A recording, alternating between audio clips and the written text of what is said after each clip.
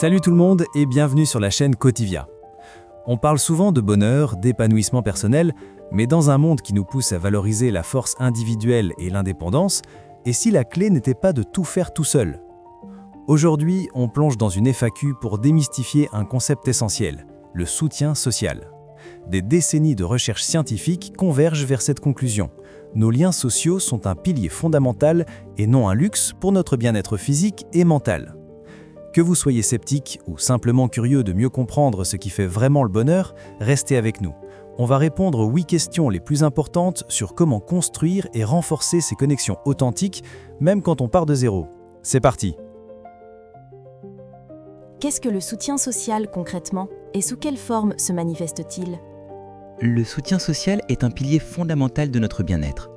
Il englobe diverses formes d'aide et d'interaction positive. Les sources identifient 4 dimensions principales. 1. L'aide émotionnelle, écoute, réconfort. 2. L'aide pratique, assistance concrète. 3. L'aide informative, conseil, guidance. Et 4. La compagnie, partage d'activités, sentiment d'appartenance. Est-ce qu'on peut vraiment être pleinement heureux en étant seul? Est-ce que le bonheur solo n'est pas un mythe? L'idée du bonheur atteint en solitaire est un mythe tenace. La recherche démontre que l'isolement social a des conséquences avérées sur notre santé mentale et notre satisfaction de vie. L'isolement peut entraîner des sentiments de solitude, de dépression et d'anxiété. Le soutien social agit comme un bouclier contre ces difficultés psychologiques. Comment le soutien social influence-t-il notre santé au niveau biologique ou psychologique? Les interactions sociales sont considérées comme une véritable prescription de connexion. Psychologiquement, un soutien social perçu comme élevé contribue à des changements positifs dans le bien-être et réduit l'affect négatif. Cette réduction de l'affect négatif est liée à une diminution du stress. En nourrissant le sentiment d'appartenance et de validation, les connexions de qualité boostent notre bien-être mental. Est-ce que l'importance du soutien social change selon l'âge? Non, l'impact est universel, mais les dynamiques sont spécifiques. Des études montrent que l'association entre le soutien social et le bonheur est significative chez les personnes âgées en Iran.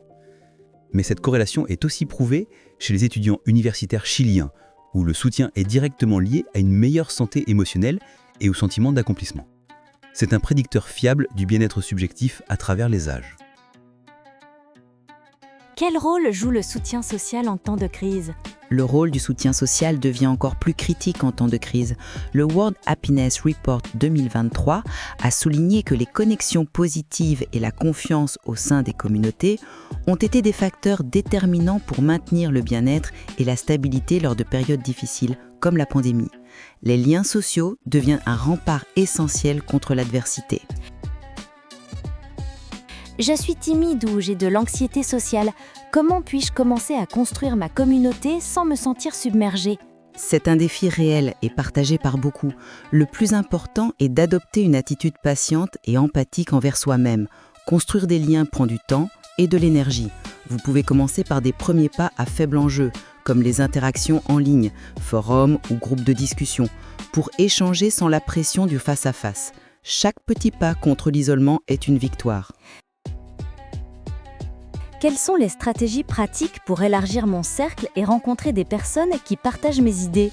L'objectif est de s'engager dans des activités que vous aimez et qui facilitent les interactions. Voici 3 pistes concrètes proposées par les sources. 1. Rejoindre un club de lecture local. 2. S'inscrire à une association sportive, créer une camaraderie naturelle. 3. Faire du bénévolat pour une cause qui vous tient à cœur. Créer des liens forts basés sur des valeurs communes. Ces stratégies vous aident à sortir de l'isolement de manière progressive. Est-ce que je dois privilégier la quantité d'amis ou la qualité des relations? La science est très claire sur ce point. La qualité prime sur la quantité. Le bonheur ne découle pas du nombre de contacts, mais de la perception subjective d'être soutenu, compris et valorisé. Mieux vaut quelques racines profondes et solides, basées sur la confiance et la réciprocité, que de nombreuses racines superficielles. Privilégiez l'authenticité et les interactions mutuelles et régulières, même si elles sont mensuelles, plutôt que la superficialité. L'amélioration de notre bonheur et de notre santé mentale est directement liée à la réduction de l'isolement. Si vous vous trouvez au début de ce chemin, rappelez-vous qu'il est normal d'avancer pas à pas. Il n'y a pas de timeline parfaite pour ce voyage. Choisissez une seule action concrète.